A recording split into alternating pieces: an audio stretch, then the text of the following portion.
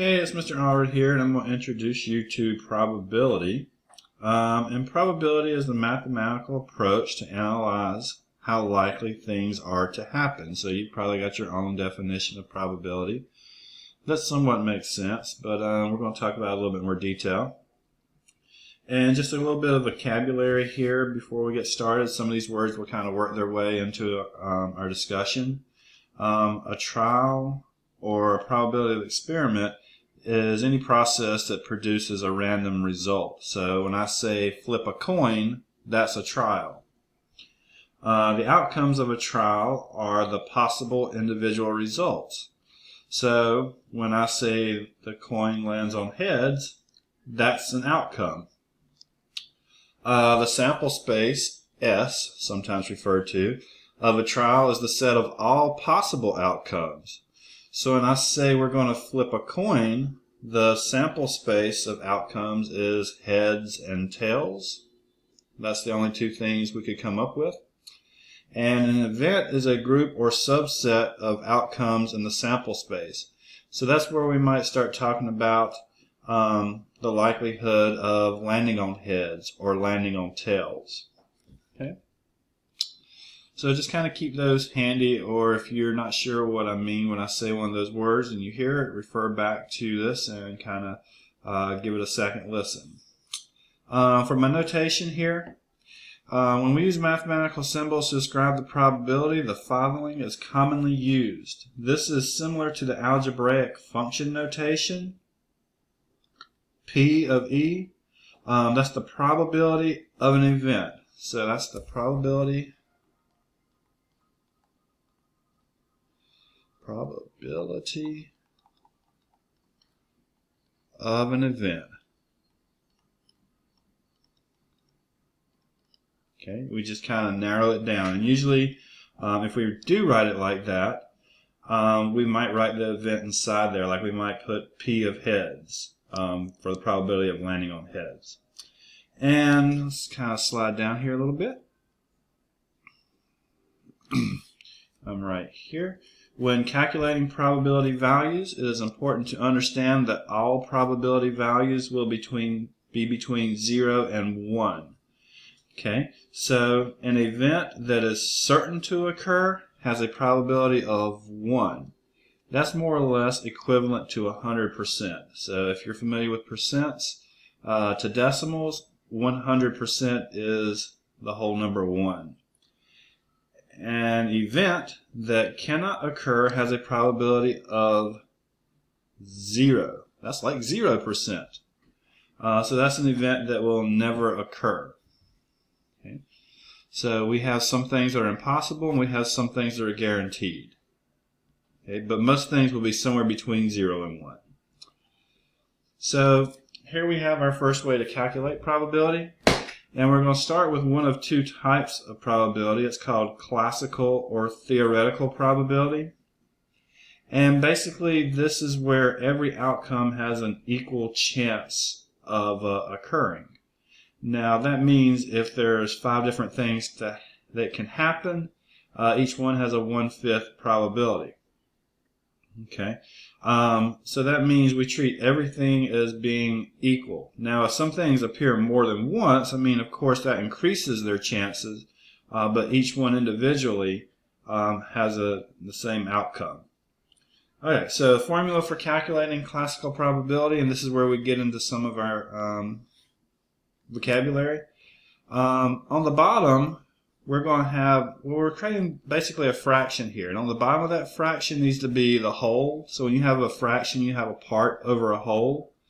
So the whole on the bottom would be the sample space. And remember, the sample space is everything that could happen. Okay, that's where if you draw a card from the deck, any one of those cards is a possibility. If you flip a coin, there's only 2 outcomes, but both of those are possible.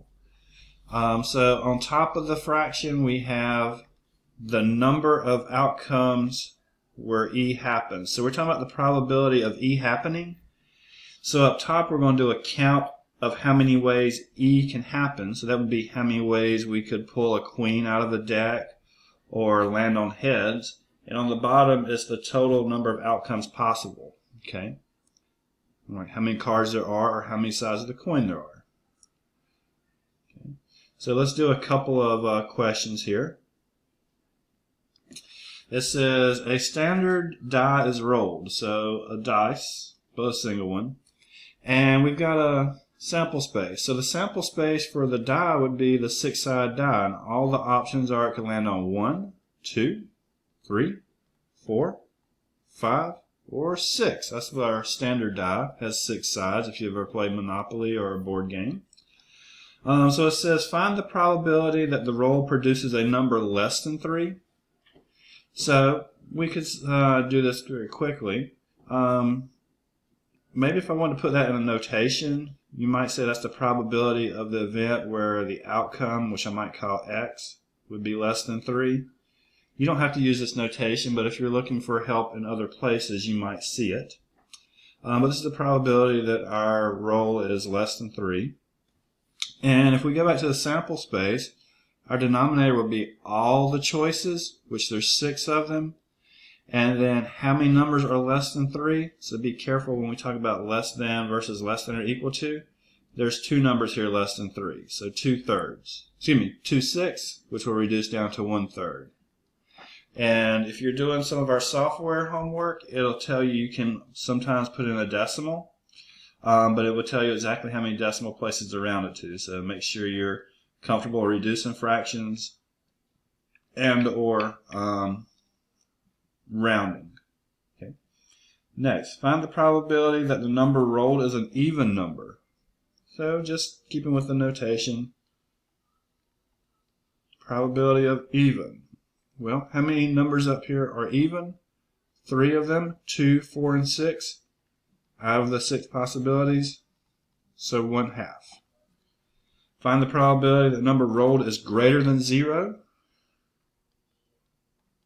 So the number, I'll call it X, is greater than 0. Well, there's 6 choices, and all 6 of them are greater than 0. So that is the certain. So if every number on the die is greater than 0, that's that guarantee. Find the probability that the number rolled is not a 2.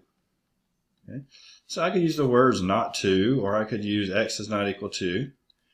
But there's 6 sides of this die, and 5 of them are not a 2. 1, 3, 4, 5, 6. And I can't even reduce that. But hopefully you're getting the idea so far. Okay. All right. Our next set of questions here. It says you are given a standard deck of cards. What is the probability of selecting the following? Okay, I'm going to pause this while I pull up the deck of cards. Okay, so you are given a standard deck of cards. What is the probability of selecting the following? So first of all here, the one thing I want to talk about is the sample space. So if you're not familiar with a deck of cards, you can do several things. You can Google a deck of cards. You can probably look in our book, or if you're in Hawks here and you have a question that says you're going to draw a card, usually there's a hyperlink here, and if I click on it, you can pull up the deck of cards and see it here as you go. Okay. So just kind of keep that in mind. So if you're not familiar with cards, there are decks of cards out there that you can look at without too much trouble. First thing to notice is there's 52 cards. So let's go back to our problem. It says, what's the probability of selecting a queen? So I just told you that there are 52 cards in this deck. So I don't know how familiar you are with it, but you can Google and look at them, as I said, or check in the textbook. But there are 4 queens.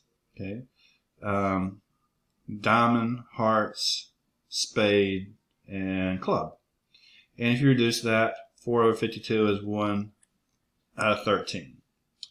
The next one, a black 5. So if we said the probability of a black 5, once again, this is out of 52 cards. There are 2 black 5s. You can look at a deck, pull one up close by, and kind of pause and look at it. But there's a 2 of clubs and a 5 of clubs and a 5 of spades, and that is 1 out of 26 if you reduce that fraction. The next one is a face card. So a face card, let's see here if I can bring it back to you if you're not familiar with the deck of cards. A face card is a card that actually has a face on it. And there's 3 of each suit. There's a jack, queen, and king. But there's those 3 for diamonds, spades, clubs, and hearts. So that's 12 of them. So let's get back to our thing. So there's 12 face cards out of the 52 card deck. If we reduce that, I think that gives us 3 out of 13. Okay. All right. So if you're not familiar with cards, you can look them up.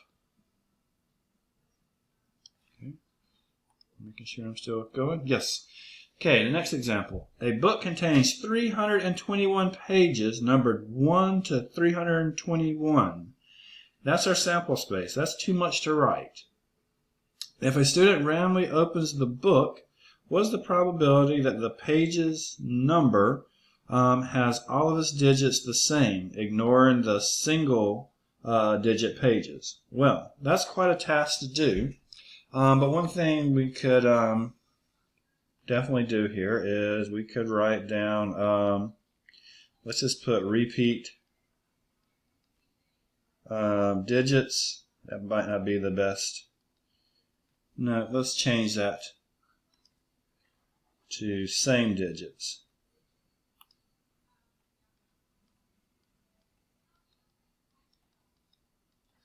And we know this number originally will be out of 321. But now we kind of got to figure out what they are, so let's just kind of list them here. Well, the first time digits are repeated that's not a single digit is 11, then 22, 33, 44, 55, I think you're getting the picture here, 66, 77, 88, 99. So the next time we turn to a page that has all the same digits, now that we're at 100, would be 111.